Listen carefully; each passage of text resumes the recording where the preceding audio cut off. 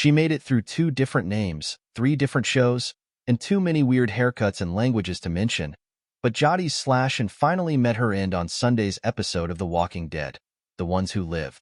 The junkyard antagonist turned Alexandria ally turned CRM warrant officer, played to creepy perfection by Pollyanna McIntosh on The Walking Dead, then World Beyond, and finally The Ones Who Live, couldn't just let Rick and Michonne go, instead tracking them down the duo and insisting they return with her to the Civic Republic military. After gunfire, car chases, and a stabbing, Jodi's was eventually undone like so many before her, by a zombie bite to the neck.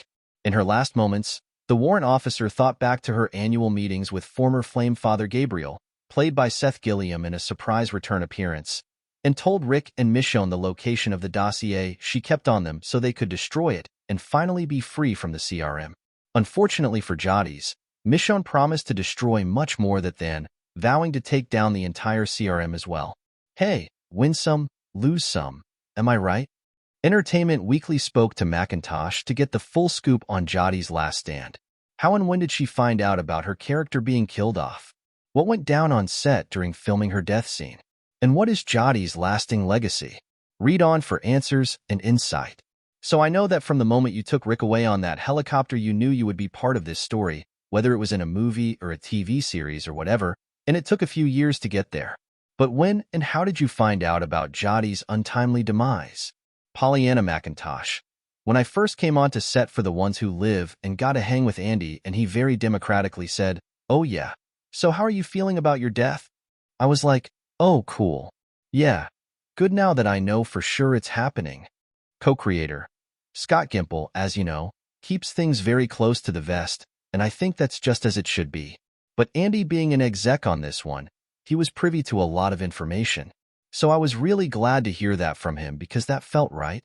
And it's always exciting because joining The Walking Dead, you're going to die at some point, and when it finally gets to happen for me, I'm like, wow, I die in 3 different ways. And boy, that is the longest death speech I could have ever imagined giving. I didn't have any turmoil about it. I just thought this is great. I hope I get to earn it. What do you make of the way Jodi's went out? I thought there was a real opportunity for a lot of physicality. I also felt it was a long time coming. I had a lot of Joan of Arc inspiration with this character. Joan of Arc was not doing terrible things like the CRM, but she truly believed in her mission, and I wanted to bring that to her. So I started watching the original Joan of Arc film from the 1930s. And because I had so much dialogue, I wanted to ground it in a space where I could go internally into my memories and explain so much about my feelings and what brought me here. So I think you'll notice there's a certain amount of blinking and movement from the pain. The body headed towards its end. But for Jodi's, I wanted her to be very at peace, in a way, with her recognition of what brought her there. Take me on the set and tell me what it was like shooting your big death scene.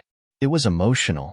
I had a beautiful moment where I was running the lines for myself with my trailer door open to keep some light on myself, but it was a bit of a rainy day that day, so production had left an umbrella for me in my trailer.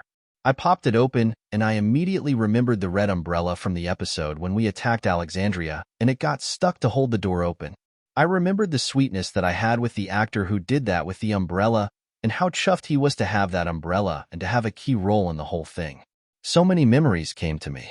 And then when I popped it open, I also realized it was the exact blue that Jodi's used for those cat paintings, and the blue paint on Simon's boots. And remembering all of that with losing my people, and the shooting of that, and what fun we had, and how emotional it was to do that scene. I just felt, oh, I've got the right vibes with me today. This is really good. And so it kind of went like that, just taking in a lot of moments of what it means to me personally, and also how much I've enjoyed all the people and all the moments and all the crew that have become family, and that I had the pleasure of working with and collaborating with. Director Michael E. Satrazimis and Denai and Andy are such pros, and with the light coming in that park exhibition of all the stuffed animals, it felt a bit cathedral with the high ceiling and everything. And the respect that Mikey encourages on set, and the moments he allows for are really special. He calls himself an emotional thief. He says, just give it all to me.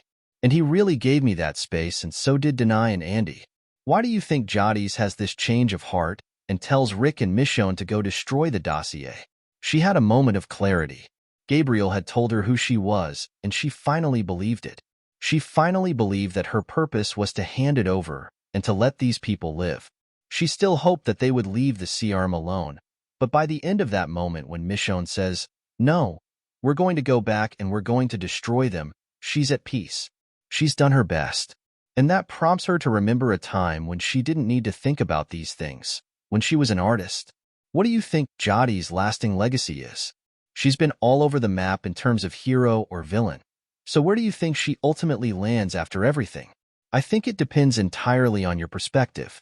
And I think that's one of the things I really respect about the show, is that depending on whose shoes you put yourself into, you are the hero or the villain. And I think a line from World Beyond comes to mind, which is, "She's an ambitious survivor." And that looks different for different people. But you could go more romantic and say, "Well, Rick said you kept us alive for a reason." But nah, I'm just going to go with that she's an ambitious survivor who did her best.